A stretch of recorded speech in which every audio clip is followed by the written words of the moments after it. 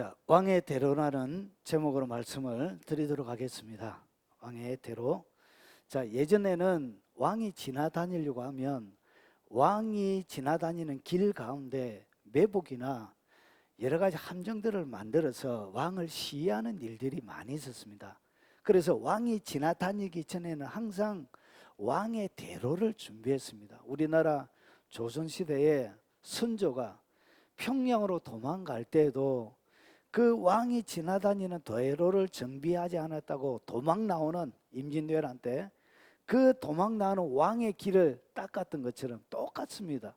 그래서 그대로 가면 갈수록 왕이 지나다니는 길에는 뭐가 있냐? 왕의 대로를 이렇게 준비했습니다. 예수님께서 이 땅 가운데 만왕의 왕으로 오셨죠. 그래서 예수님도 뭐가 있냐? 예수님이 걸어가시는 길이 있습니다. 예수님이 아무 곳이나 걸어가는 게 아니에요. 성경을 여러분이 자세히 보시면 예수님은 아무 곳이나 지나다니지 않습니다.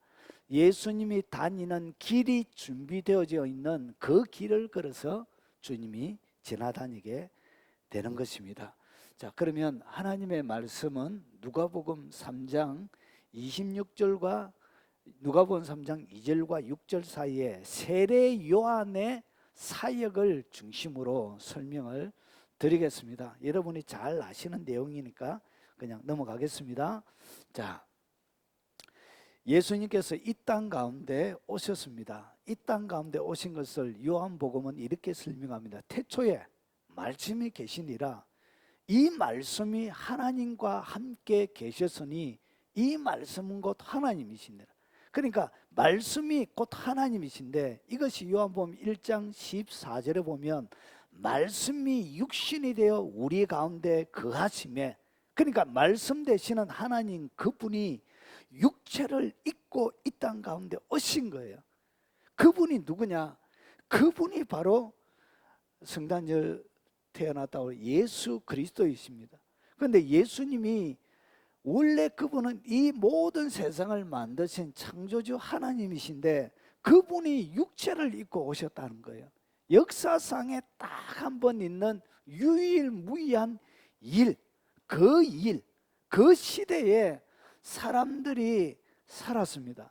그런데 예수님을 영접한 사람들이 있고 예수님을 영접하지 못한 사람들이 있습니다. 동방에 있는 박사들은 늘 별을 연구하고 그 예수님의 탄생을 기다리며 황금과 유황과 몰약을 가지고 이 땅 가운데 육체로 오신 예수님을 그들이 영접하는 영예를 받았습니다. 그런데 그 시대의 대제사장들은 어떻게 했냐? 예수 그리스도를 십자가에 못 박아 넘기는 이런 일, 육체로 오신 하나님이 그들 가운데 계셨는데 어떤 사람들은 그분을 만나게 되어지고 그분을 만났지만 그들은 어떻게 했냐? 그분을 십자가에 못 박아 죽이는 이런 부류가 있었다는 거예요. 그리고 수많은 죄인들과 세리들과 창녀들과 그리고 많은 질병을 가지고 있는 사람들은 예수님을 만났던 반면에 그 시대의 권력을 가지고 있고 그 시대의 기득권층 로마의 세력들은 어떻게 했냐? 예수님을 잔인하게 채찍질하며 결국은 그 예수님을 제거하고 말았던 것이죠. 여러분, 그 시대에만 그런 것이 아니라 지금 우리가 살아가는 이 시대에도 예수님이 걸어가는 그 길이 준비되어 예수님을 만나는 사람이 있고, 그리고 예수님이 지나다니는 왕의 대로가 없어서 예수님을 눈으로 보고 듣고 하지만 그 예수님을 전혀 만나지 못하는 부류도 있더란 것이죠. 예수님이 지나다닐 때마다 예수님이 걸어가는 모든 장소들에게는 그 예수님을 받아들이고 그 예수님을 구주로 영접하는 모든 사람들에게는 뭐가 있었냐? 구원이 있었습니다. 그들이 생명을 얻게 되어졌습니다. 그리고 병든 육체를 가지고 있는 모든 사람들은 그가 지나다니는 그 길 옆에서 그 길에서 그분을 영접함을 통하여 치유를 경험하게 되어졌습니다. 그리고 예수님을 받아들이는 모든 사람들은 회복함을 받았습니다. 배고픈 사람은 그들의 굶주림을 해결함을 받았습니다. 진리를 찾지 못한 사람들은 진리를 발견하게 되어졌습니다. 그런데 어떤 사람들은 받아들였고 어떤 사람들은 예수 그리스도의 오심을 이 땅 가운데 풍성하게 누리며 살았던 것입니다. 자, 그러면 오늘 이 이야기가 우리에게 어떻게 적용되어지는지 좀 더 말씀을 살펴보도록 하겠습니다. 자, 오늘 우리가 읽었던 성경에는 세례 요한의 이 땅 가운데 와서 하는 사역을 설명합니다. 성경은 세례 요한의 사역을 어떻게 설명하고 있는가? 이렇게 설명하고 있습니다. 예수님께서 성령으로 세례 요한에게 세례를 받고 비둘기가 성령이 비둘기처럼 그에게 내려와서 그 다음에 많은 사람들에게 공생의 사역을 시작하기 전에 세례 요한이 예수님보다 예수님과 사촌간입니다. 사촌간이고 그리고 예수님과 친척 관계죠. 그리고 6개월 먼저 태어난 사람이고 그래서 이 세례 요한이 이 땅 가운데 와서 하는 사역을 이렇게 설명하는 거예요. 안나스와 가야바가 대제사장으로 있을 때 하나님의 말씀이 빈들의 사가랴의 아들 요한에게 임한지라. 그러니까 세례 요한이 무턱대고 사역한 것이 아니에요. 하나님이 그에게 직접 명령을 하셔서 그 명령에 따라 사역을 한 것입니다. 여러분 요즘 유튜브 보면 하나님께서 말씀하시지도 않았는데 유튜브 하나님의 말씀 사역을 하는 사람들이 있습니다. 여러분 그거 다 접기 바랍니다. 하나님이 시키지 않는 일은 하지 마세요. 혹시나 그것을 통해서 잘못된 목적을 가지고 돈벌이를 위해서 그런 유튜브를 하고 있다면 그거는 당장 집어치우기 바랍니다. 하나님이 모든 사역은 하나님의 말씀이 빈들에서 사가랴의 아들 요한에게 임한지라 말씀 주시고 주님이 명령할 때 그때 하는 것입니다. 이 사가랴에게 하나님의 말씀이 온 거예요. 그가 광야에 메뚜기와 석성을 먹고 그리고 낙대 트롯을 입고 살아간다고 바로 사역이 되어진 것이 아니란 것이죠. 하나님의 말씀이 빈들에게 사가랴에게 임했습니다. 그래서 요단강 북은 각지에 와서 죄사함을 받게 하는 회개의 세례를 전파하니 그래서 가는 곳곳마다 물로 이렇게 세례를 준 거예요. 그가 무턱대고 그냥 세례를 준 것이 아니라 하나님이 그렇게 하라고 이렇게 물로 세례를 주라고 사가랴에게 이 요한의 아들 사가랴 아들 요한에게 시켰기 때문에 그렇게 한 것입니다. 그러면서 이 세례 요한의 사역을 이렇게 설명합니다. 선지자 이사야의 책에 선바 광야에서 외치는 자의 소리가 있어 이르되 너희는 주의 길을 준비하라 그의 오실 길을 곧게 하라. 오늘 사가랴가 이 땅 가운데 와서 하는 그 일을 갖다가 오늘 성경은 뭐라고 해석을 하느냐, 선지자의 이사야에게 한 이사야가 예언한 600년 전에 예수님이 오시기 전 약 600년 전에 한 그 예언이 이 사가랴를 통하여 이루어졌다 이렇게 설명하고 있는 거예요. 그래서 광야에 외치는 자의 소리가 있어 가로되 너희는 주의 길을 준비하라 그의 오실 길을 곧게 하라. 그러니까 이 세례 요한의 사역이 뭐냐, 주의 길을 준비하는 거예요. 그러니까 주님이 지나다니는 길을 준비하는 길 닦는 역할을 그가 이 땅 가운데 하고 있는 거예요. 주의 길을 곧게 하라. 하나님이 걸어 다닐 수 있도록 예수님이 이 땅 가운데 오셔서 왕이 걸어갈 수 있도록 길을 준비하라는 것이죠. 이것이 바로 왕의 대로입니다. 여러분 이 왕의 대로는 이스라엘인들이 가지고 있는 그 왕의 대로를 제가 얘기하는 것은 아닙니다. 사해에서부터 그러니까 요르단 지역의 북과 남을 연결하는 간선도로 거기 왕의 대로인데, 그러니까 이 사해부터 시작해서 요단강을 쫙 거치러 올라서 갈릴리 동쪽에 있는 산맥의 최정상을 이렇게 산의 최정상을 이렇게 연결한 그 간선도로를 갖다가 왕의 대로라고 그렇게 부릅니다. 여기에서 제가 사용하는 것은 그런 의미의 왕의 대로가 아니고 예수님이 지나다니는 진짜 왕이 지나다니는 그 대로를 제가 사용하는 것입니다. 오해가 없으시기 바랍니다. 자, 그러면 좀 더 살펴보겠습니다. 이사야의 예언을 들었던 사람들은 이사야의 예언을 어떻게 이해했을까요? 오늘 광야에서 주의 길이 준비되어지고 이렇게 이야기할 때 이 이야기를 들었던 600년 전에 이스라엘 사람들은 이 이야기를 어떻게 이해했을까요? 하나님의 여호와의 길을 예비하라. 외치는 자의 소리여 이르되 너희는 광야에서 여호와의 길을 예비하라. 사막에서 우리 하나님의 대로를 평탄하게 하라. 골짜기가 도두어지며 산마다 언덕마다 낮아지며 고르지 아니하는 곳이 평탄하게 되며 험한 곳이 평지가 될 것이요. 이 이야기를 들었던 그들은 600년 전에 사람들은 어떻게 이해했을까요? 이 사막인데, 이 광야인데, 이 광야가 이렇게 되어진 모습을 그들은 상상을 했을 것입니다. 왜냐? 골짜기가 다 메워지는 거예요.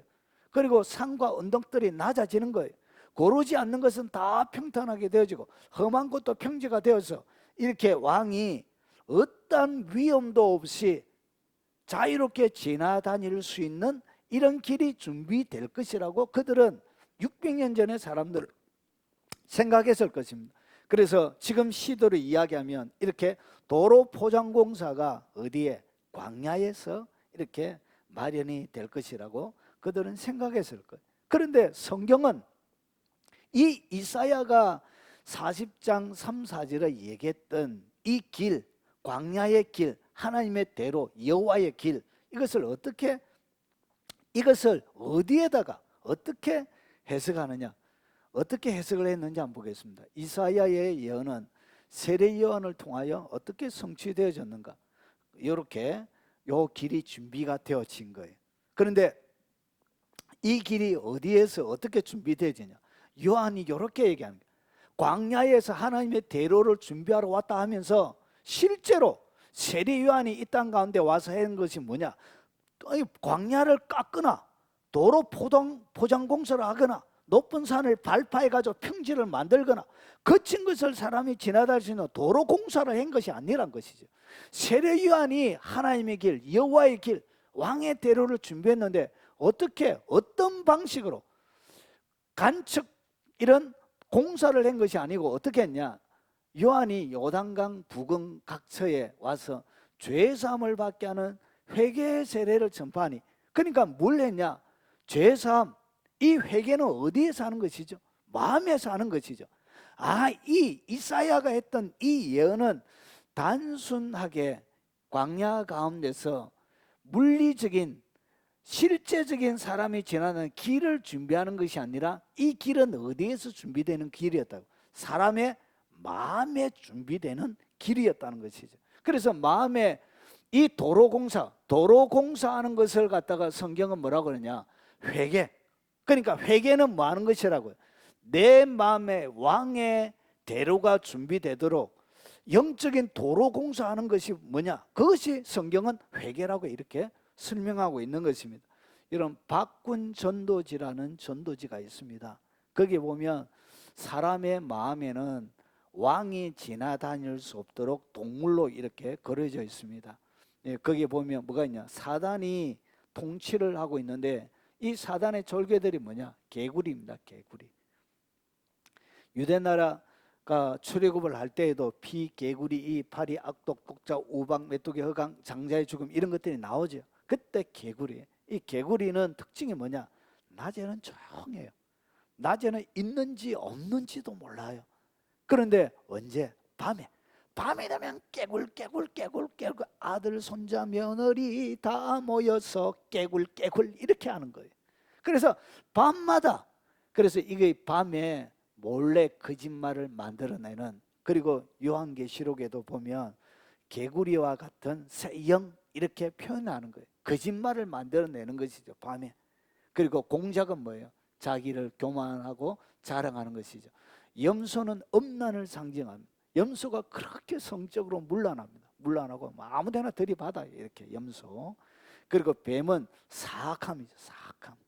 사악함의 극치죠. 악을 품고 있는 것이. 표범은 사나운 것이고요. 돼지는 탐욕을 얘기합니다. 그리고 거북이는 게으름을 얘기합니다. 여러분, 게으름도, 여러분 잠언에 보면 게으름도 죄로 나옵니다. 죄. 게으른 사람들은 죄로 그렇게 나와. 이런 것들이 뭐냐, 사단이 이렇게 사람을 통치하고 있는 것입니다. 그래서 이런 것들을 뭐 하는 거예요? 회개하는 거예요. 그래서 회개의 세례를 전파하는 것을 갖다가 뭐라고 그러냐? 주의 길을 준비하는 것, 그의 오실 길을 곧게 하는 것이라 얘기하는 거예요. 그러니까 이 대로라는 것은 물리적으로 보이는 밖에 있는 광야가 아니라 내 마음에 있는 이렇게 광야와 같은 내 마음이 결국 뭐냐? 이것이 바로 광야라는 것이죠. 광야고 거기에 뭐가 준비되어진다고? 주의 길이, 주님의 오실 길이 준비가 되어지는 거예요. 그래서 이 공사하는 것은 어떻게 공사가 하느냐? 회개로 내 마음의 대로가 닦여지게 되어지는 것입니다. 자, 그러면 조금 더 깊이 있게 들어가서 설명을 더 해보겠습니다. 자, 왕의 대로가 어디에 준비되어지는지를 좀 더 볼 필요가 있습니다. 왕의 대로는 아무 곳에나 준비가, 도시의 왕의 대로를 준비하라, 최고의 번화가의 왕의 대로를 준비하라, 그리고 바다 옆 해안 도로를 따라 준비하라, 그리고 평지에 준비하라. 왕의 대로를 이렇게 얘기하지 않고 왕의 대로가 준비되어질 수 있는 조건을 성경은 이야기하고 있습니다. 자, 왕의 대로는 어디에서만 왕의 대로가 건축이 되느냐? 성경은 이렇게 이야기합니다. 외치는 자의 소리여 이르되 너희는 광야에서 여호와의 길을 예비하라, 사막에서 우리 하나님의 대로를 평탄하게 하라. 이 광야라는 곳, 왕의 대로가 준비가 되려고 하면 결국은 이 회개는 마음의 상태를 얘기하는데, 우리의 마음의 상태가 어떻게 되어져야 된다고요? 광야가 되어져야만이 그 광야 속에서 왕의 대로가 준비가 되는 거예요. 그러면 내 마음이 뭔가 광야와 같은 것이 아니라 공작처럼 너무나 화려하고, 그리고 돼지처럼 너무나 풍성하게 내 삶이 가득 채워져 있거나, 그리고 이 표범처럼 너무나 사악함으로, 혈기로, 그리고 너무나 사나움으로 가득 들어차 있다면 그런 마음에는 뭐가 준비가 안 되느냐? 왕의 길이 준비가 안 되는 거예요. 여러분, 왕의 길이 준비되어지기 위해서는 반드시 마음의 상태가 어떻게 되냐? 광야가 되어져야 되는 거예요. 그래서 선지자의 이사야의 책에 선바 광야에서 외치는 자의 소리가 있어 가로되 주의 길을 준비하라, 그의 오실 길을 곧게 하라. 광야에서 길이 준비가 되는 것입니다. 이 광야라는 것은 히브리어로 미드바르입니다. 미드바르는 요 미라는 요거 뒤에 보면 요 세 단어가 다바르라고 그래요. 다바르는 말하는 것을, 말을 얘기합니다. 말하는 것을 얘기하고, 미는 앞에 붙은 거예요. 그래서 이 미드바르는 구약 성경은 세 가지 의미로 쓰여졌습니다. 광야, 목초지, 아무도 살지 않는 땅. 그리고 이 미드바르는 이 다바르에서 앞에 맴이 붙은 단어이기 때문에 말하는 기간, 말로도 이렇게 쓰여졌습니다. 그래서 이 광야가 어떻게 광야가 되느냐? 결국은 사람의 마음의 광야가 되는 것은 주로 무엇을 통하여 되어진다고? 말을 통하여 되어지는 것입니다. 말.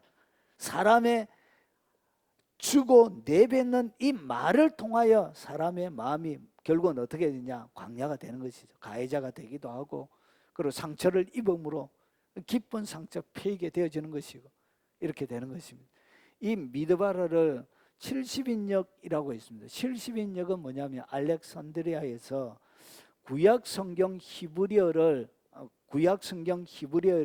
헬라어로 번역한 그것을 갖다가 뭐라고 그러냐? 70인역이라고 그럽니다.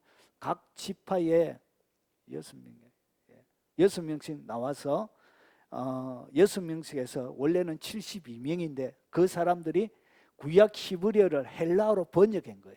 그것을 갖다가 70인역이라고 부른다. 거기에 보면 이것이 뭐로 번역됐냐? 에레모스라고 번역이 되어 있습니다.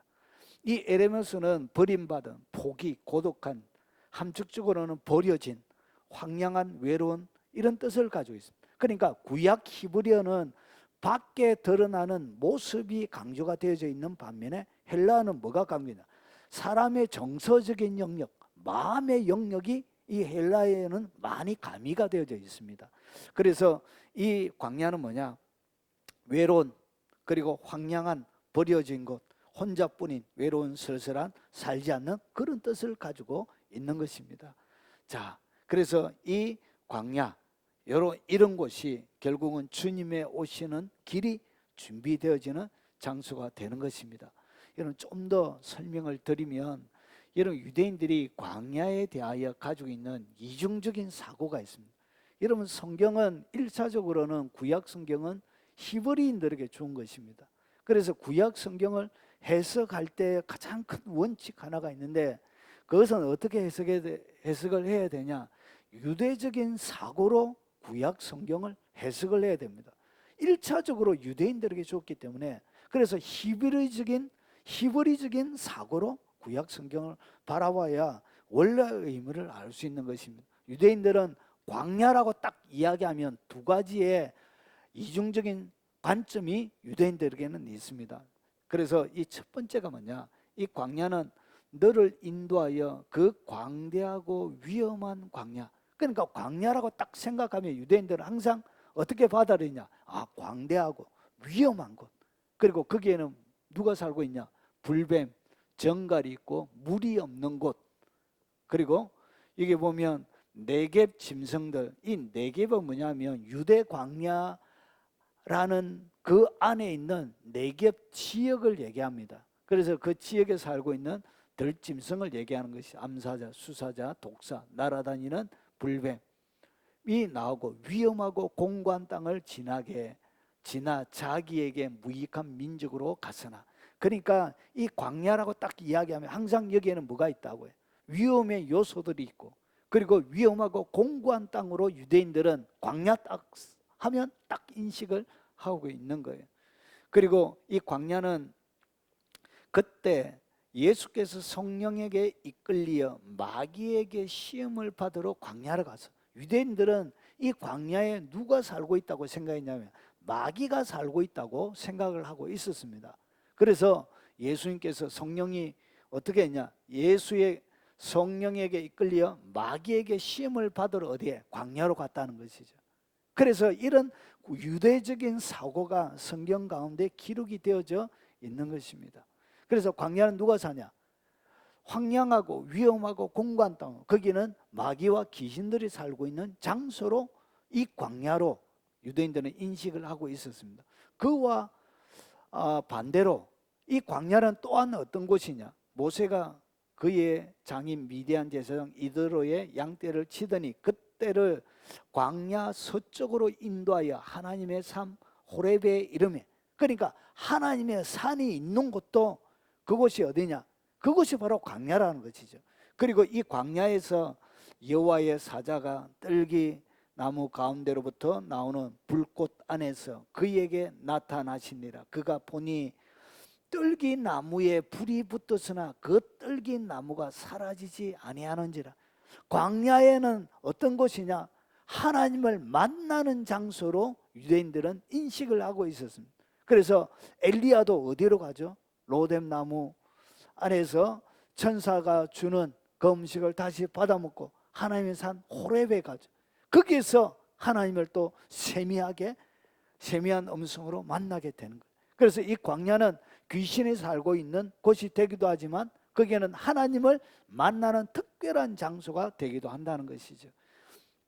이사야서 48장 21절에 보면 여호와께서 그들을 사막으로 통과하게 하시던 때에 그들이 목마르지 아니하게 하시되 그들을 위하여 바위에서 물이 흘러나게 하시며 바위를 쪼개서 물이 솟아나게 하셨느니라. 결국은 이 사막은 하나님께서 특별하게 보호하시고 그들을 먹이고 입히고 마시게 하는 장소, 하나님의 놀라운 공급이 있는 장소가, 그 장소 또한 어디냐? 그 장소도 광야라는 것이죠. 그래서 유대인들은 보세요, 여호와께서 그를 황무지에서 짐승이 부르짖는 광야에서 만나시고 호위하시며 보호하시며 자기의 눈동자같이 지키셨도다. 그러니까 하나님이 이스라엘 백성들을 광야로 이끌어낸 그 결정적인 이유가 뭐냐? 신명기 모세에게 준 것이죠. 이스라엘 백성들을 이끌어낸 장소죠. 그래서 짐승이 부르짖고 있지만 그 광야에서 하나님은 어떻게 하냐? 하나님의 사람들을 만나시고, 그리고 그들을 불기둥과 구름기둥으로 어떻게 해주셨죠? 호위해 주셨죠. 그리고 보호해 주셨죠. 자기의 얼마나 하나님이 세밀하게 보호해 주시냐, 자기의 눈동자같이 지키셨도다. 하나님의 눈동자처럼 그들을 완벽하게 지켜내는 그 장소, 그 장소가 어디냐? 그 장소도 바로 광야라는 것이죠. 마치 독수리가 자기의 보금자리를 어지럽게 하며 자기의 새끼 위에 너풀거리며 그의 날개를 펴서 새끼를 받으며 그의 날개 위에 그것을 엎는 것 같이 이스라엘 백성들을 어떻게 했다고요? 하늘을 날아 창공을 뭉쳐져 있고 접어져 있는 그 날개를 펴고 위대한 큰 창공, 푸른 창공을 나룰 수 있는 독수리로 하나님의 백성들을 양육하는 장소가 또 어디라고? 그것이 바로 이 광야라는 것이죠. 그래서 우리 모두에게는 독수리의 날개가 있는데 그 독수리의 날개가 펴져서 높은 창공을 손살같이 올라가며 창공을 누빌 수 있는, 하나님과 가장 가까이 올라가서 그분과 교제할 수 있는 사람들로 하나님이 만들고 양육시키는 장소가 바로 광야라는 것이죠. 그래서 요한계시록 12장에도 헤옷 입은 그 여자를 어디로 피신시키죠? 광야에서 3년 6개월 동안 42개월 42달 동안 광야에서 그들을 양육시키고 하나님이 보호하시는 거예요. 그래서 광야로 이끌어가는 거예요. 그래서 여호와께서 홀로 그를 인도하셨고 그와 함께한 다른 신이 없도다. 하나님께서 홀로 그들을 지키고 보호하고 그의 하나님 되심을 친히 증명해서 보여주는 그 장소가 어디냐? 그 장소가 바로 광야라는 것이죠. 그래서 유대인들은 이 광야 딱 이야기하면 이런 이중적인 사고를 딱 가지고 있는 거예요. 자, 여기까지는 되실까 생각합니다. 자, 그러면 예수님을 만나는 접촉점인 이 광야가 결국은 뭐냐? 인생사의 어떤 상태를 설명하느냐는 것이죠. 우리의 인생 가운데는 공작 같을 때도 있고요, 사자 같을 때도 있고요, 돼지 같을 때도 있고요, 거북이 같을 때도 있고요, 그리고 뱀 같을 때도 있습니다. 그런데 이 많은 우리의 마음의 상태 가운데 특별히 이 광야, 예수님을 만날 수 있는 접촉점이 이 광야에서만 뭐가 준비가 되어지냐? 결국은 주님이 오시는 길, 주님이 지나다니시는 길, 결국은 주님은 어디를 지나다닌다고? 광야에 주님이 지나다닐 수 있는 대로가 딱 껴져 있는 그 광야의 길을 주님은 걸어가신다는 것이.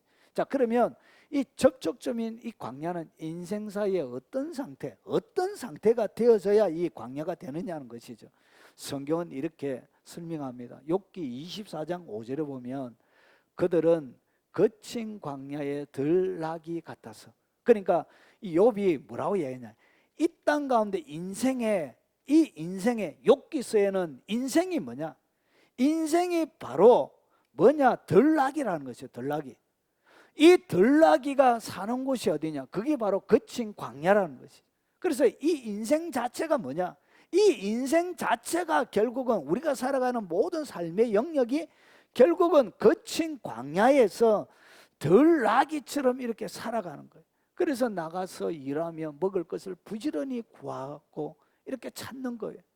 그래서 예수님께서 마태복음 11장 28절에 이렇게 설명하는 거예요. 수고하고 무거운 짐진 자들아, 왜 수고하고 무거운 짐을 졌다라고 사람들을 그렇게 주님이 부르셨느냐? 우리가 뭐기 때문에 그렇다고요? 들나귀라는 것이죠. 들에 살고 있는 나귀와 같은 것이 바로 우리의 인생이라는 것이. 그래서 주님이 우리를 바라볼 때 어떻게 보였냐? 수고하고 무거운 짐을 지고 가는 거친 광야의 들나귀처럼 이렇게 보신 거예요. 그래서 거친 광야에 끊임없이 나가서 일하며 먹을 것을 부지런히 구하는 바로 그 먹거리만을 위해서, 경제만을 위해서 살아가는 그들을 바라보며 주님께서 뭐가 필요하대? 수고하고 무거운 짐진 자들아, 다 내게로 오라, 내가 너희를 쉬게 하리. 그래서 인생에는 쉼이 필요한 것입니다. 이 광야 인생 가운데는 그 어디에도 쉼이란 것이 없습니다. 여러분, 광야에서 진정한 쉼은 뭐냐? 하나님만이 인생의 참다운 쉼이 되는 것입니다. 그래서 주님께서 그 수고하고 거친 광야의 들나귀처럼 무거운 짐을 지고 살아가는 그 인생들을 바라보며 내게로 오라 그러시는 거예요. 그때 사람이 비로소 마음의 안식을 가지고 쉼을 이룰 수 있게 되는 것입니다. 자, 그들이 광야에서 좀 더 시편은 더 자세하게 설명합니다. 시편 107편 4절과 5절에 보니까 그들이 광야 사막길에서 뭐하고 방황하며, 광야에 들어가 있는 사람은 방황합니다. 여러분이 지금 방황하고 있다면, 목적지 없이 이리저리 막 인생의 의미도 없이 방황하고 살고 있다면 여러분은 주님이 지나다닐 수 있는 뭐가 준비가 되어졌다고? 이미 광야가 되어진 거예요. 그 사람은 희망이 있습니다. 방황하고 있다는 것을 알고 있는 사람, 느끼고 있는 사람에게는 희망이 있는 거예요. 그리고 거주할 성읍을 찾지 못하고 어디에도 찾지 못합니다. 여러분의 남편이 쉼터가 못 돼요. 여러분의 아내도 쉼터가 못 됩니다. 여러분의 부모도 쉼터가 못 됩니다. 여러분의 잘 키운 자녀도 쉼터가 못 돼요. 이 세상 어디에도 사람의 영혼이 쉴 수 있는 것은 존재하지 않습니다. 사람이 쉴 수 있는 장소는 오직 예수 그리스도 외에 없는 것입니다. 그래서 이 광야에서 어떻게 하냐? 줄이고 목이 마른 거예요. 그렇게 허기진 거예요, 인생이. 왜 사람들이 욕심을 계속 뿌리고 돈 하면서 그렇게 살아갑니까? 이유는 허기져서 그래요. 너무나 줄인 거예요. 이 허기짐, 인생의 허기를, 영혼의 허기를 어떻게 해결할 수 있는 방법은 세상에 존재하지 않는 거예요. 그래서 사람들이 많이 먹지 못해서 줄인 게 아니야. 하나님의 말씀을 먹지 못해서 사람이 그렇게 줄이고 목이 마른 거예요. 그래서 줄이고 목말라, 그리고 영혼이 그들 안에서 뭐하냐? 피곤한 거예요. 그래서 인생이 너무나 피곤한 거예요. 피곤한 거예요. 아침에 자고 일어나도 그렇게 몸이 개운하지가 못한 거예요. 아침에 출근하는 직장이 지옥 같은 거예요. 지옥. 만나야 될 사람이 내 인생의 무거운 짐처럼 마치 바늘이 온 사방에 꽂혀 있는 그 무덤, 관 속에 들어가는 것처럼 인생이 살아가는 것이 꼼짝달싹을 못하는 거예요. 오른쪽으로 움직이면 오른쪽에 바늘이 찌르고, 왼쪽에 움직이면 왼쪽에 바늘이 찌르고, 그리고 등에 조금 더 힘을 주려고 쉬려고 하니까 등에 있는 바늘이 찌르고, 위로 하니까 배를 찌르고. 인생은 이와 같은 거예요. 그래서 영혼이 어디 가도 기쁨이 없는 거예요. 그래서 사람이 인생을 살아가는 의미를 느끼지 못하는 거예요. 바로 그곳이 어디냐? 이런 상태가 결국은 광야 사막길에 있는 거예요. 이것이 뭐냐? 주님을 만나는 상태가 되어졌다는 거예요. 여호와께서는 강이 변하여 광야가 되게 하세요. 하나님이 진노를 내릴 때 하나님께서 어떻게 하냐? 강이 변하여 광야가 되게 하는 것이 하나님의 진노예요. 우리 인생에 때로는 광야가 찾아올 때도 있습니다. 예. 그때 하나님이 여러분의 가운데 공급을 차단했기 때문에 그런 거예요. 그리고 샘이 변하여 마른 땅이 되어지고, 그리고 옥토가 변하여 염전이 되어지는 거예요. 결국은 이 광야는 하나님 없이 살아가는 모든 삶은 결국은 뭐가 되어진다고요? 광야, 그리고 마른 땅, 염전이 되어져 가는 거예요. 거기에는 쉼도 없습니다. 줄이고 목마름과 타는 목마름이 그 속에 있는 것입니다. 여호와께서 고관들에게는 능력을 쏟아부으시고 길 없는 황야에서 유린하게 하시나니, 이 광야는 뭐냐? 결국은 하나님이 진노를 내릴 때 광야에서 유리하게 하시는 것입니다.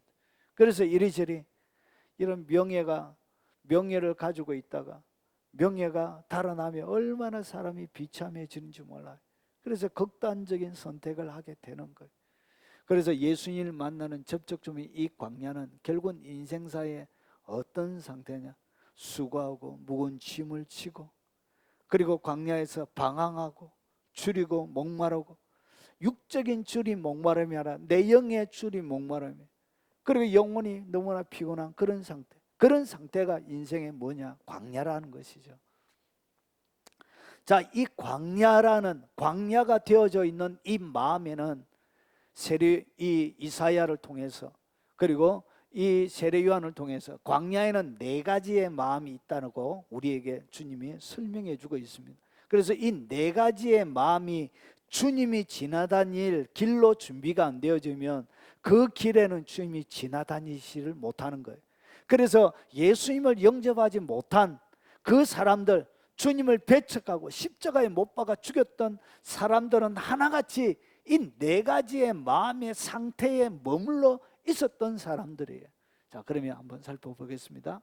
광야는 뭐가 있냐? 주의 길, 광야에서 준비가 되어지는데, 그의 오실 길이 곧게 되어지는데, 광야에는 모든 골짜기가 있습니다. 많은 골짜기가 있는, 수많은 이 산들과 이 골짜기 가운데 많은 골짜기가 1-2개가 아니에요. 광야는 하나의 골짜기를 생각하면 안 돼. 이 골짜기 넘으면 또 다른데 또 다른 골짜기가 있고, 또 옆에 보면 또 다른 골짜기가 또 있는 것입니다. 그리고 거기에는 또 뭐가 있냐? 모든 산, 작은 산들이 있습니다. 그래서 산이, 광야에는, 여러분 이것을, 여러분이 생각하는 이 광야를 이집트나 기타 다른 데 있는 사막으로 생각하면 안 돼. 유대인들은 무슨 광야를 가지고 있냐? 유대 광야, 그리고 시내 산을 지났던 그런 광야를 생각하고 있는 거예요. 거기에는 오아시스도 있고, 때로는 산도 골짜기도 있고, 물이 있는 곳도 있고, 엘림이라는 그런 곳에 종려나무가 자라는 것도 있고, 무조건 모래만 있는 곳이 아니란 것이. 그리고 유대 나라, 그 유대 사막 안에는 5개 또 도시가 형성이 되어져 있기도 합니다. 그래서 여러분의 생각하는 거와는 조금 차이가 있습니다. 일반적인 사막이 아니에요. 모래만 있는 사막이 아닙니다. 그래서 여기에는 뭐가 있냐? 많은 골짜기들이 있습니다. 그리고 모든 산, 그리고 높은 산도 있고 낮은 산도 절비하게 있고요. 그리고 굽은 것이 있습니다. 막 굽어 있습니다. 길을 그냥 바로 갈 수가 없는 거예요. 골짜기에 있으니까 둘러가야 되고, 그리고 여기는 험한 길, 이런 4가지의, 사람의 광야에 있는 4가지의 마음을 이 광야라는 곳에는 다 가지고 있는 거예요. 그래서 이것은 우리에게 모두 다 가지고 있는 거예요. 광야 안에 4가지가 같이 공존하고 있는 거예요. 그래서 이 광야, 그러면 좀 더 한번 보겠습니다. 광야에 있는 이 4가지의 마음은 뭐냐? 첫 번째 나오는 것이 뭐냐? 골짜기예요. 결국은 주님의 길, 그의 오시는 길이 곧게 되어지려고 하면 골짜기가 어떻게 되어져야 되죠? 골짜기가 메워져야 되는 거예요. 골짜기가 메워져야만이 주님이 그 길을 지나다니시는 거예요. 그런데 왜 주님이 지나다니지 않느냐? 내 마음은 광야와 같은데, 내 삶도 광야와 같은데, 이 골짜기가 어떻게 되냐? 여전히 너무나 깊게 패어져 있기 때문에 메워지지 않는 골짜기는 왕이 지나다니지 않아요. 왜냐? 이 골짜기 가운데 주로 매복을 해서 왕의 생명을 노리거든요. 그래서 메워지지 않는 골짜기는 주님이 뭐하지 못하냐? 지나다니지 못하는 거예요. 주님이 지나다니면 기적과 치유와 회복들이 일어나는데, 내 삶들 가운데 생명, 구원, 기적, 치유, 기쁨, 즐거움, 이런 것들이 일어나지 않는 이유는 골짜기가 뭐하지 않느냐? 메워지지 않은 거예요. 이 메워지지 않는 골짜기 때문에 주님이 지나다니지 못하시고, 그리고 주님이 지나다니지 아니하시기 때문에 아무런 회복과 치유와 기적들과 그리고 기쁨과 즐거움이 없는 거예요. 자, 그러면 이 골짜기, 유대인들이 가지고 있는 이 골짜기가 뭔지를 한번 보겠습니다.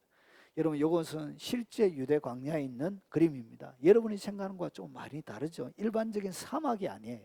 모래만 있는 사막이 아니에요. 실제 그림을 제가 가져왔습니다. 이렇습니다. 이렇게 골짜기들이 깊게 이렇게 펴져 있습니다. 이렇게 이런 골짜기. 그래서 유대인들은 골짜기 따가면 뭘 가지고 있다? 이런 그림을 그들은 머릿속에 집어넣고 있는 거예요. 그러니까 여기에서 자기들은 뭘 생각한다? 골짜기를 생각하고 있는 거예요. 그러면 그 골짜기를 이해하려고 하면 여러분들도 똑같은 그림을 집어넣어야 더 이해가 깊이 있게 되는 것입니다. 자, 이렇게. 이런 것들이 유대 나라에 있는 골짜기입니다. 자, 그러면 이 골짜기가 뭔지 한번 보겠습니다. 여러분, 이 골짜기는 화랑 끝인데 간격 좁은 골짜기, 겨울에 급류가 내리는 그런 것을 얘기합니다. 협곡을 얘기합니다. 자, 그러면 이것을 좀 더 성경 말씀을 보면 도대체 이 골짜기에서 무슨 일이 일어났는지를 한번 보겠습니다. 에스겔서 6장 3절에 보면 이르기를 이스라엘 산들아 주 여호와의 말씀을 들으라. 주 여호와께서 산과 언덕, 오늘 여기에서 나오는 이런 산 언덕, 산과 언덕만 그런 것이 아니고 뭐 더 있냐, 시내와 골짜기를 향하여 이같이 말씀하시기를. 그러니까 산, 골짜기, 시내 이런 곳에서 뭘 했냐, 나 곧 내가 칼이 너희에게 임하여 너희의 산당을 멸하리니. 그러니까 골짜기에서 그들은 뭘 했다고요? 산당을 만들어 놓고 우상을 섬겼던 것입니다. 산에서도 주로 모든 작은 산들에게 우상 산당을 만들어서 이방신들을 섬긴 거예요. 그리고 보십시오. 특별히 이 골짜기, 흰놈의 아들 골짜기라고 얘기하는데 보세요. 도배 사당을 건축하고 그들의 자녀들을 불살랐나. 어디에서? 골짜기에서. 흰놈의 아들 골짜기에서 자녀들을 불살라 제사라 인신 공양을 하는 그런 곳이 일어났던 것이 바로 골짜기란 것이죠. 그러면서 보세요. 흰놈의 아들의 골짜기라 말하지 아니하고 죽임의 골짜기라 하리라. 그래서 우리가 신약 성경에 나오는 게헨나, 이 지옥이라는 단어가 바로 요 흰놈이라는 요 단어에서, 흰놈 여기에서 나온 것입니다. 여기에서 뭐가 나왔다고요? 지옥이라는 단어가 나온 것입니다. 자, 그래서 요 골짜기는 눈으로 보이는 실제적인 계곡에서 일어난 것이고, 그러면 마음의 골짜기는 바울이나 시편의 기자들은 마음속에 골짜기는 어떤 것을 마음의 골짜기를 얘기하는지 한번 보겠습니다. 내가 사망의 엄침한 골짜기로 다닐지라도 해를 두려워하지 않을 것은. 그러니까 이 땅 가운데 여러분이 해를 당하는 그런 것들을 갖다가 뭐라 그런다고요? 사망의 엄침한 골짜기라 그런 거예요. 그러니까 사망의 엄침한 골짜기에서 여러분이 뭘 받죠? 해를 받죠. 여러분 이 땅 가운데 상처를 입는 거예요. 그러니까 내가 이 땅 가운데 살아가면서 상처를 입는, 해를 받는 그 모든 것을 갖다가 다윗은 어떻게 설명하냐, 사망의 엄침한 골짜기라 그런 거예요. 다윗이 실제로 유대 광야로 10년 동안 도망 다닌 거예요. 그래서 그의 눈앞에 보여져 있는 이 유대 광야는 마치 뭐가 보이냐, 사망의 엄침한 골짜기처럼. 낮에도 비행기를 타고 유대 광야를 보면 엄산해요. 유대 광야 자체가 그렇게 엄산하게 보여요. 여러분 여기는 여리고는 해저보다 해수면에 있으면 해수면보다 지형이 더 낮은 곳이에요. 그렇게 가장 깊은 협곡들이 있는 그런 곳이 바로 유대 광야입니다. 그래서 엄산해요. 그래서 그것을 갖다가 사망의 엄침한 골짜기라 그런 거예요. 그래서 이 마음에 이 골짜기라는 것은 뭐냐, 결국은 마음속에 우리가 살아가면서 해를 입는 많은 그런 것들을 갖다가 뭐라 그런다고요? 사망의 엄침한 골짜기라 그런 거예요. 그래서 이것은 해란 것은 뭐죠? 결국은 내가 입었던 상처를 얘기하는 것이죠. 상처, 깊이 패여져 있는 그런 상처를 갖다가 성경은 마음의 골짜기다 이렇게 표현하고 있는 거예요. 그들이 시편 84편 6절에 보면 그들이 눈물 골짜기로 지날 때, 눈물 골짜기란 것은 뭐냐, 눈물을 흘릴 수밖에 없는 어려운 상황을 얘기하는 거예요. 부모님이 갑자기 아프다든지, 자녀가 아프다든지, 경제적으로 극심한 어려움이 당하다든지, 누구에게 치명적인 많은 상처를 입게 되는, 그래서 그런 모든 일들에는 뭐가 남냐, 상처가 남는 거예요. 여러분 자녀를 먼저 보내면 사람의 마음속에 치료할 수 없는, 여러분 그거는 시간 외에는 치료할 수가 없어요. 그런 치료할 수 없는 상처들이 패이게 되는, 깊이 패여져 있는 그런 상처를 갖다가 뭐라 그러냐, 골짜기라 그러고, 그래서 그것을 갖다가 눈물의 골짜기라 그런 거예요. 자, 정리를 하면 이 골짜기는 뭐냐, 결국은 상처 입은 마음을 얘기합니다. 여러분이 이 땅 가운데 살아가면서 누군가에게 피해를 입은 이런 수많은 피해의식, 이런 것을 갖다가 성경은 뭐라 그런다고요? 이런 것을 갖다가 골짜기라고 얘기하는 거예요. 그래서 이 골짜기를 그대로 가지고 있는 사람에게는 주님이 뭐 하지 않느냐? 지나다니지 않습니다. 이 골짜기가 어떻게 했나? 메워져야 길이 준비가 되는 거예요. 길. 그래서 상처를 오롯이 가지고 있는 사람들은 주님의 은혜와 긍휼, 자비 이런 것들을 느끼지 못해요. 여러분이 상처 입은 그 마음, 여러분의 피해를 준 사람들을 여러분이 용서할 수 있습니까? 여러분의 힘과 노력으로? 안 돼요. 그래서 그때는 어떻게 해야 됩니까? 여러분의 피어져 있는 골짜기를 주님 앞에 들고 가는 거예요. 하나님, 저 인간, 저 사람 도저히 용서할 수 없어요. 주님 용서할 수 없습니다. 내가 용서할 수가 없어요. 도저히. 주님이라면 입장 바꿔놓고 주님이라면 용서할 수 있겠습니까? 이렇게 도저히 용서할 수 없는 이 마음을 어떻게 하는 것이죠? 주님 앞에 가지고 가는 거예요. 주님 앞에 가지고 가면 세례 요한이 와서 광야에 외치는 자의 소리가 있어 이야기하면서 뭐하죠? 회개의 세례를 전파하는 거예요. 회개의 세례. 결국은 여러분의 그 상처를 가지고 하나님 앞에 내어놓을 때, 주님이 여러분을 하나님 앞에 도움을 구할 때 여러분의 상처가 그때 메워지게 되어지는 거예요. 그때 주님의 용서를 알게 되어집니다. 내가 얼마나 큰 죄인인지, 나도 피해자만 아니라 내가 바로 가해자였음을 주님이 여러분에게 가르쳐줘요. 그러면서 여러분의 상처 입은 마음이 싹 믿겨지게 되는 거예요. 무엇을 통해서? 용서하지 못하는 것을 회개함을 통하여. 주님, 내가 용서하지 못했음을 고백합니다. 막 하나님 앞에 회개하고 나아갈 때, 그때 골짜기가 어느새 모르게, 나도 모르게 싹 믿겨지는 거예요. 그 십자가가 내게 확 다가오는 것입니다. 주님의 용서가 내게 확 다가오는 것입니다. 그때 용서하지 못하는 이것이 마치 풍선이 터지듯 막 터져버리기 시작하는 거예요. 그러면서 그렇게 깊이 패여져 있는 나의 상처가 예수 그리스도의 십자가와 보혈과 그분의 용서 앞에 골짜기가 메워지는 거예요. 그때 주님이 지나다니는 거예요. 기적이 일어나는 것입니다. 그래야 주님의 길이 준비가 되는 거예요. 그래서 어떻게 길을 준비한다고요? 회개함으로. 회개하는 것은 주님의 길을 준비하는 것입니다. 자, 그리고 모든 산과 작은 산, 이것은 뭐냐? 여러분, 유대인들은 여러분 산을 보면, 유대 광야를 보면 사막이 아니에요. 광야예요. 이렇게 보면 산이 높은 것도 있고 작은 것도 있고 이런 게 있습니다. 이렇게 유대인들은 이런 그림을 자기들의 머릿속에 가지고 있는 거예요. 높은 산, 작은 산 하면 이렇게 가지고 있습니다.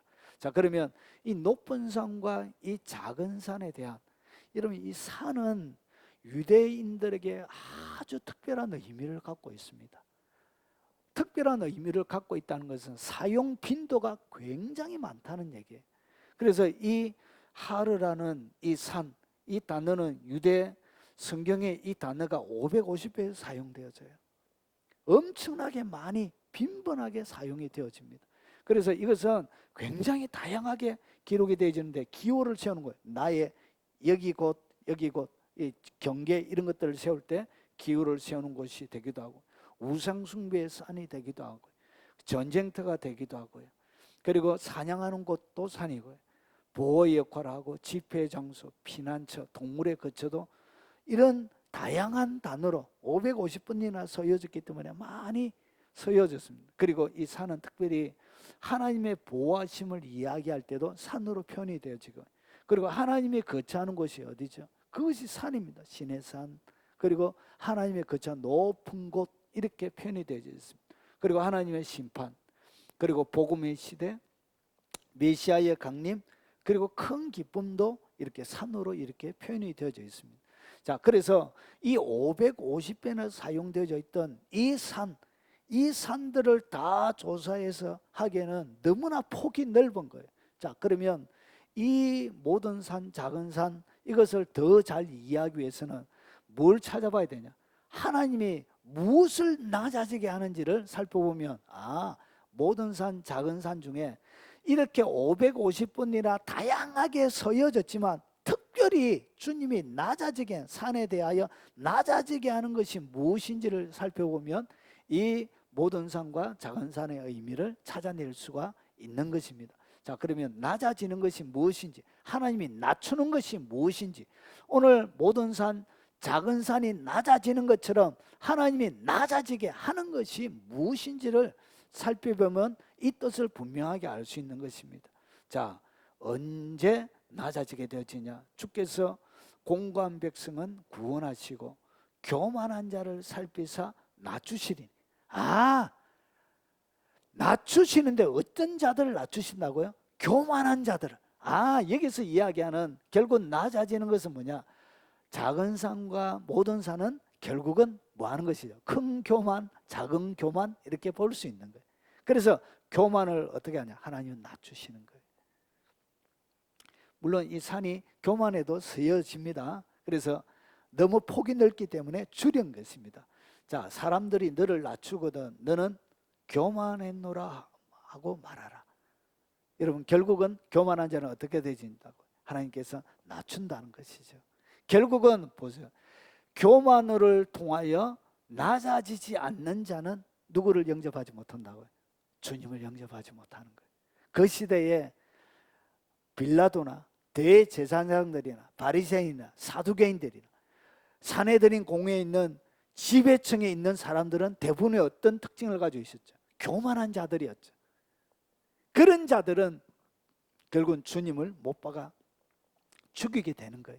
그래서 교만한 자들의 그 마음에 받친 주님이 지나다니지 않는 거예요. 왜 내가 은혜를 잘 받지 못했냐? 이유가 있습니다. 교만해서 그래. 교만해서 은혜가 임하지 않는 거예요. 왜냐? 주님이 교만이 딱 보면 주님 무조건 낮추거든. 이것이 하나님의 영적인 법칙이에요. 그래서 철저하게 낮추는 거예요.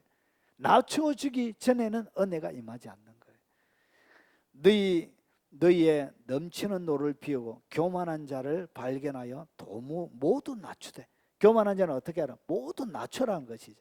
모든 교만한 자를 발견하여 낮아지게 하며 악인을 그들의 저수에서 질밥을 지내라. 결국은 악인이 누구냐? 그 자가 바로 교만한 자라는 것이죠. 악인이, 성경이 이야기하는 가장 교만한 자의 악인의 특징이 뭐냐? 그게 바로 교만입니다. 교만 그것이 뭐냐? 그게 바로 악인이고, 그것이 결국은 어떻게 하냐? 낮아지게 되는 거예요. 결국은 주님을 만나지 못하는 사람들은 왜 만나지 못하느냐? 교만하기 때문에 그런 거예요. 그래서 이것이 어떻게 되냐? 낮아져야 되는 거예요. 사람이 교만하면 낮아지게 되는 거예요. 그래서 막 낮아지는 거예요. 왜? 여러분 한 번씩 인생을 살다 보면 완전히 낮아질 때가 있죠. 완전히 뒷바뀔 때가 있습니다. 고개를 숙여야 될 때가 있습니다. 하나님 왜 그렇게 하냐? 교만하게 살았기 때문에 하나님이 그렇게 하는 것입니다.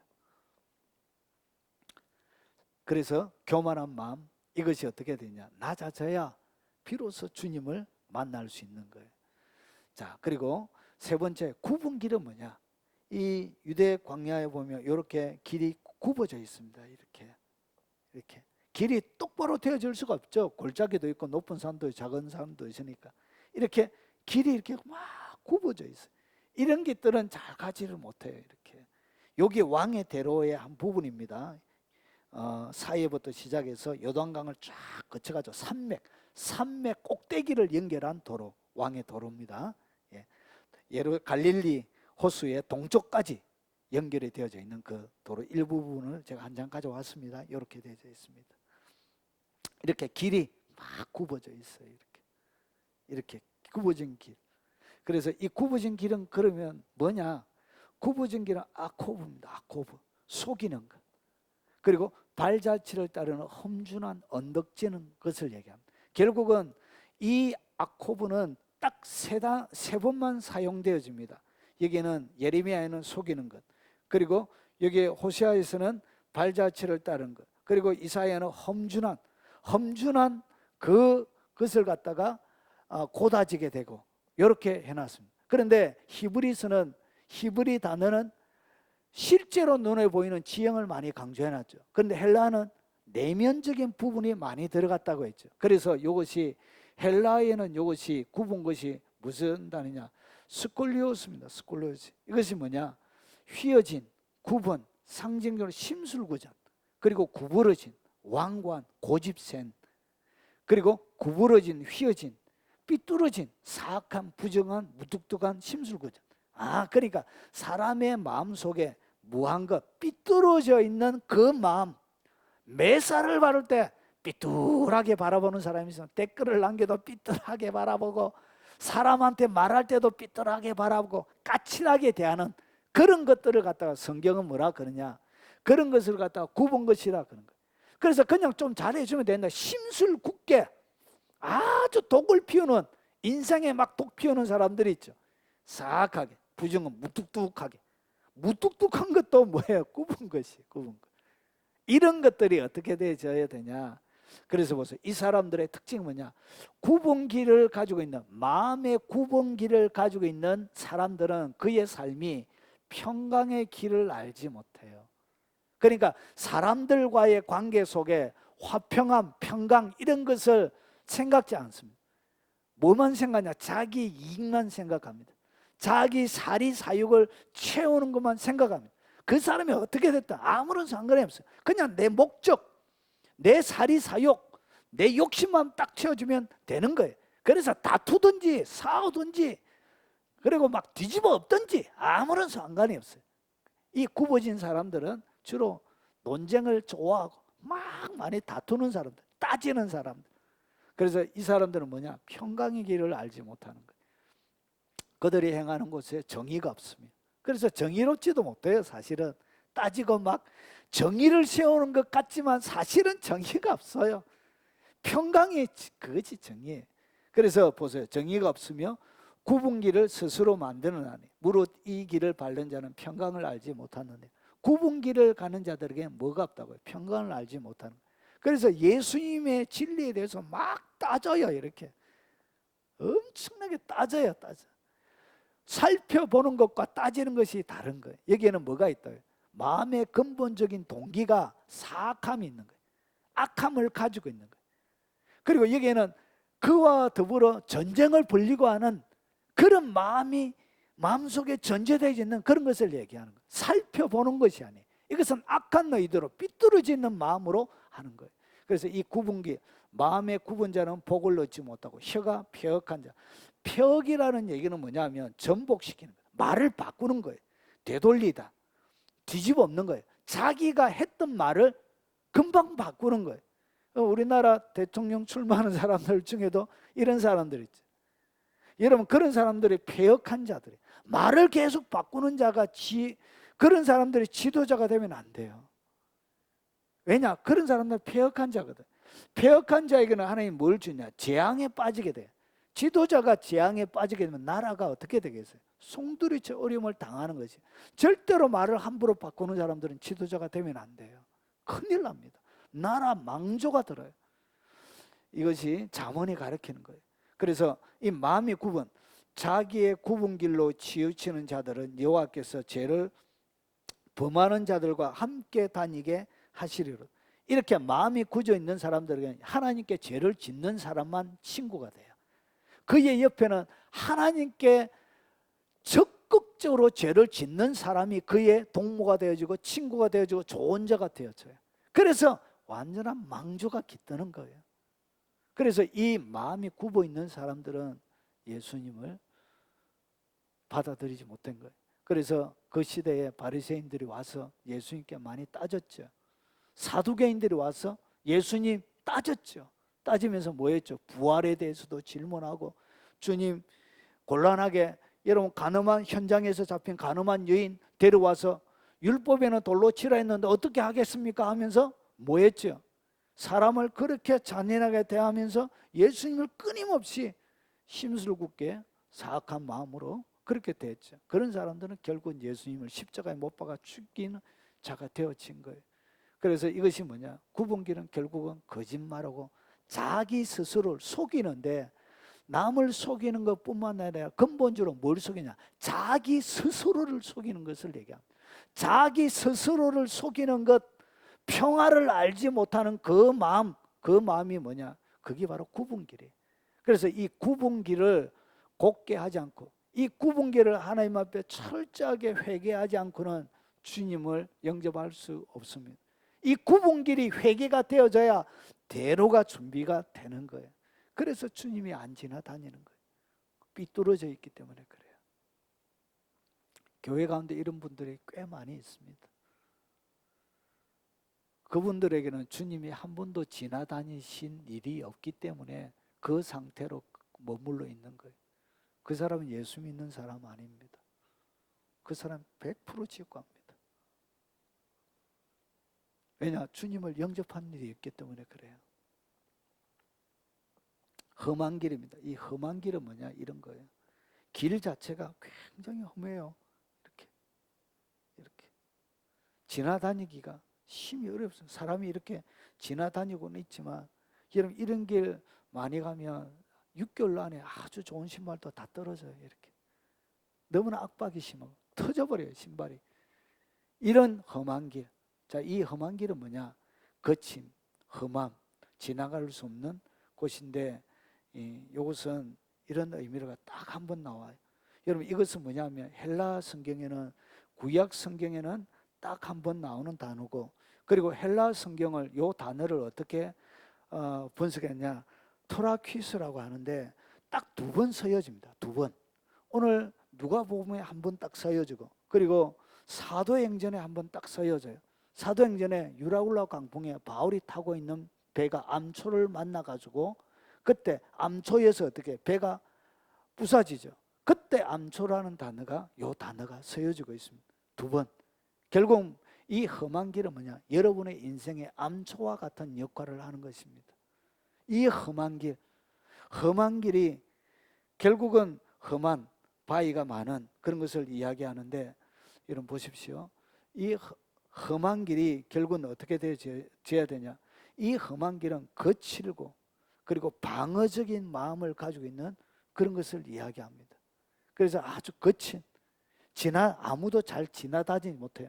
여러분 거칠다는 이야기는 다른 말로 해서 방어적인 마음이 많은 마음이에요. 그러니까 누군가가 나에게 딱 공격을 해오면 내가 상처 입기 전에 내가 어떻게 해요? 차단을 하는 것이, 차단하는 거. 이게 거친 거예요. 막 상처 입지 않게 하여 철저하게 나의 삶을 이렇게 방어적으로 거칠게 만들어. 그래서 누가 공격하기 전에 먼저 딱 공격하는 거예요. 찌르기 전에 먼저 비수를 꽂아버리는 거예요. 이렇게 거친 언어, 거친 마음, 방어적인 마음, 이것이 뭐냐? 이게 바로 험한 길이에요. 이런 상태에 있는 사람들은 예수님도 어떻게 하냐? 공격적으로 돼요. 예수님의 사랑, 하나님의 사랑 받아들이지 않습니다. 하나님의 사랑 믿지 않습니다. 그가 하나님에 대하여서도 어떻게 하냐? 방어적인 마음으로 있기 때문에 하나님이 자기에게 상처 줄까 봐, 내가 기도했는데, 이런 분들은 기도 못합니다. 왜 기도 못하는지 아십니까? 하나님이 기도 안 들어줘서, 기도가 성취되어지지 아니함을 통하여 내가 상처 입을까 봐, 상처 입지 않기 위하여 뭐 하지 않는다고요? 기도 안 하는 거예요. 어차피 안 들어, 내한테는 안 들어줄 거니까, 이렇게 하는 거예요. 그래서 모든 믿음 생활에도 어떻게 방어적으로 나가는 거예요. 이런 사람, 이런 마음이 바로 험한 길입니다. 이 험한 길이 어떻게 되냐? 평탄하게 되어져야 누가 지나다닌다고? 주님이 비로소 지나가게 되는 것입니다. 그러면 자, 이 길 정리를 해보겠습니다. 광야에 있는 4가지 마음은 결국은 예수 믿지 못하는 사람들의 특징을 설명하고 있습니다. 이런 사람은 예수 믿지 못합니다. 예수님을 받아들일 수 없습니다. 그래서 어떻게 했냐? 죄 사함을 받게 하는 회개의 세례를 전파한 거예요. 천국이 가까이 왔다 하면서 말아, 회개하라, 천국이 가까웠다, 이런 거예요. 결국은 이 마음, 천국을 받아들이기 위해서 첫 번째 주어지는 그 마음이 뭐냐? 결국은 회개하는 마음, 회개가 길 닦는 거예요. 그래서 모든 육체가 하나님의 구원하심을 보리라 한가 같으리라. 모든 육체, 이 육체가 뭐냐? 표준 세번역 공동번역은 모든 사람이라 번역을 해놨습니다. 사람이라 번역하는 것이 맞습니다. 원래 원문은 육체가 맞는데 전체 문맥상 보면 이것은 사람이라 번역하는 것이 더 옳습니다. 그래서 모든 사람이 하나님의 구원하심을 보는데 이것이 하나님의 뜻인데 보세요. 이 상처 입은 마음을 가지고 있는 사람은 주님을 뭐하지 못한다고요. 영접하지 못해요. 이 상처 입은 내가 용서할 수 없잖아요. 그래서 용서하지 못하는 그 마음을 가지고 하나님 도와주세요. 주님 앞에 가지고 가는 거예요. 그럴 때 주님이 회개하는 마음도 불어넣어 주시고 용서할 수 있도록 새로운 마음도 주시는 거예요. 그리고 여기는 뭐가 있냐? 교만한 사람들은 절대로 예수 그리스도를 믿지 않습니다. 따지고 분석하고 예수님을 향하여서도 자기가 하나님보다 더 똑똑하기 때문에 하나님을 판단하고 하나님의 말씀을 난도질합니다. 이런 사람은 주님을 믿지 못합니다. 거짓말하고 속이는 마음, 그리고 거칠고 방어적인 마음, 이 마음을 갖다가 어떻게 되냐? 철저하게 회개해야 돼요.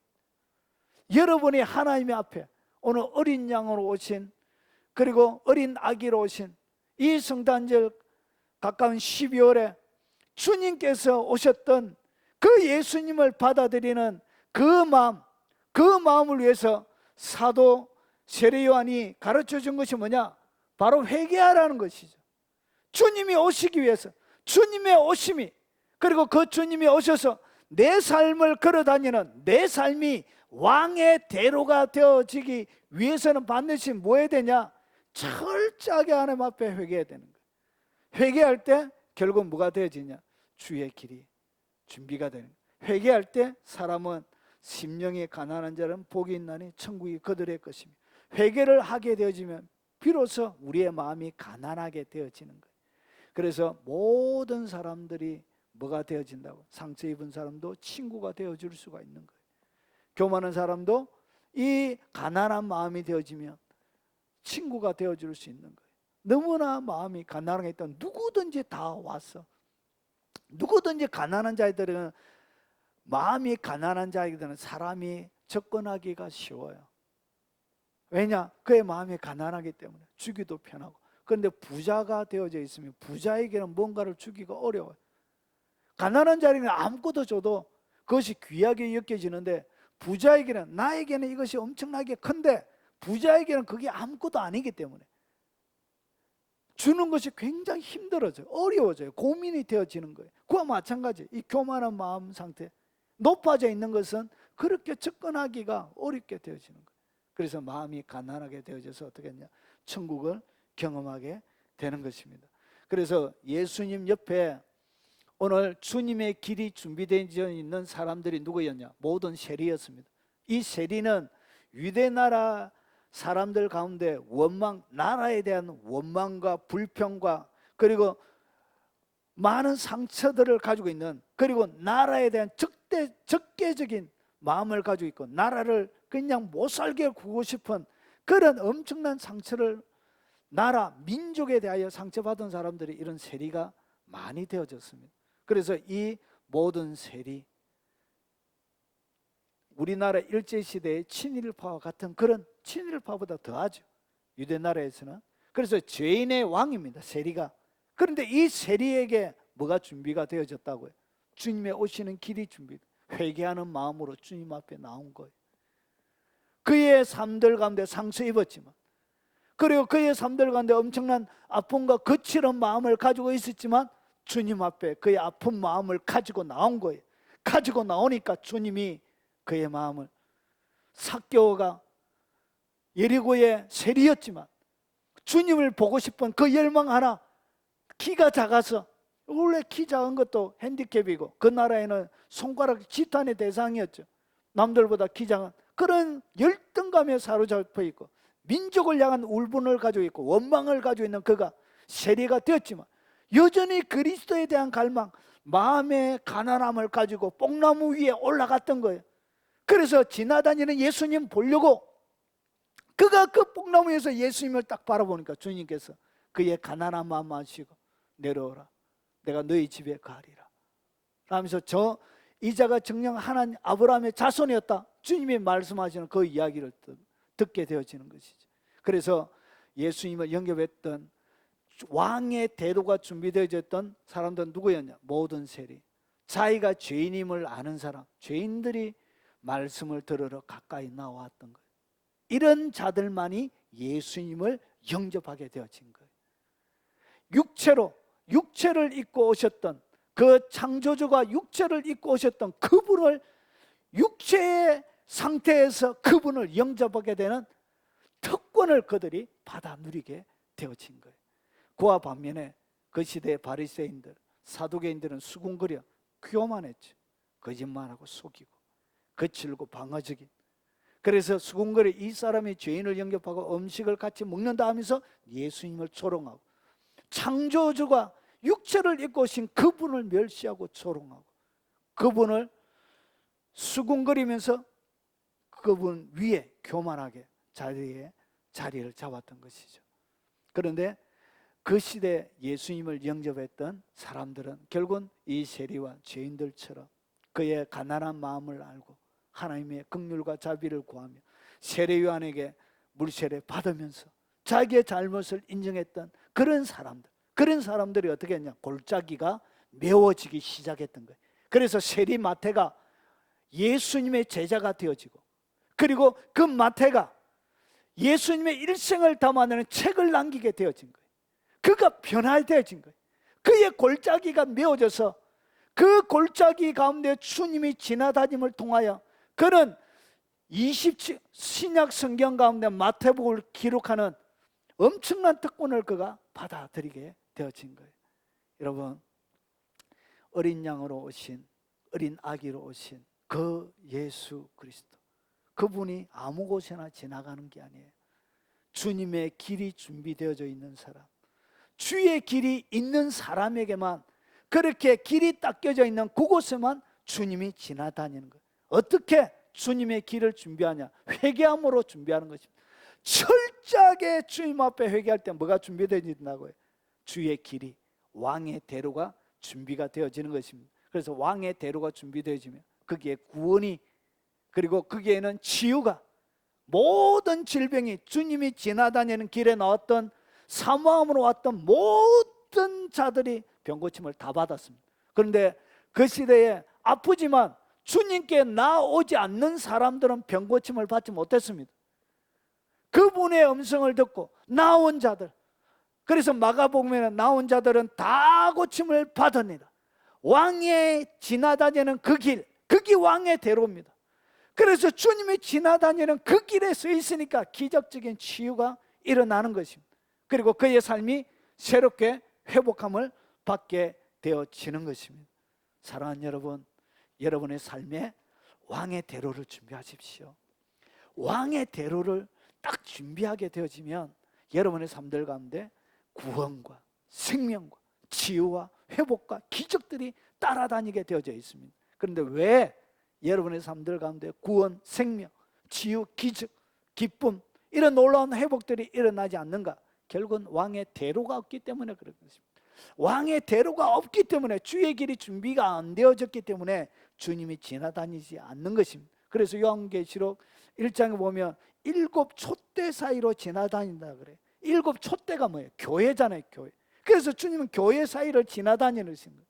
하나님의 마음에 이 교회가 뭐냐? 회개함으로 죄의 용서를 받았던 그런 사람들이 교회인 것입니다. 그래서 주님이 지나다니도록 여러분 철저하게 회개하시기 바랍니다.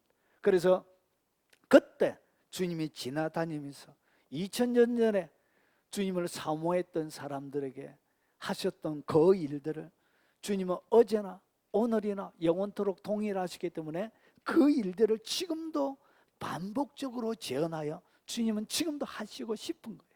그리고 예수님을 잘 믿다가 주님의 어떠한 공급과 치유도 느끼지 못하시는 분들이요, 왜 일어나지 않느냐? 여러분의 길이 광야이긴 한데 골짜기가 펴져 있는 거예요. 작은 산들과 큰 산들이 올라와 있는 거예요. 여러분의 길이 굽어져 있는 거예요.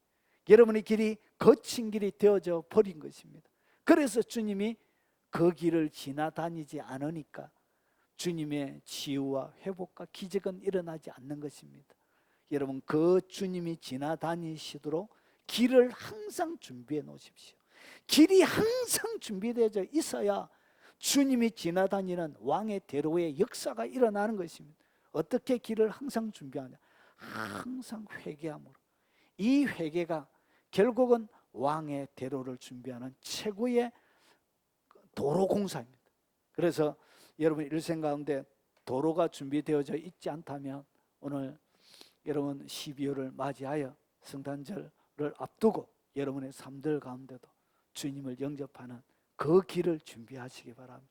길만 준비되면 주님은 지나다니십니다. 2000년 전에 하셨던 그 일을 지금도 재현하실 것입니다. 그래서 주님의 길, 왕의 대로를 가지고 이 땅 가운데 주님과 살아가는 기쁨이 충만한 삶이 되시길 예수 그리스도 이름으로 축원하고 도전을 던집니다. 오늘 이 말씀이 여러분의 말씀이 되시길 바랍니다.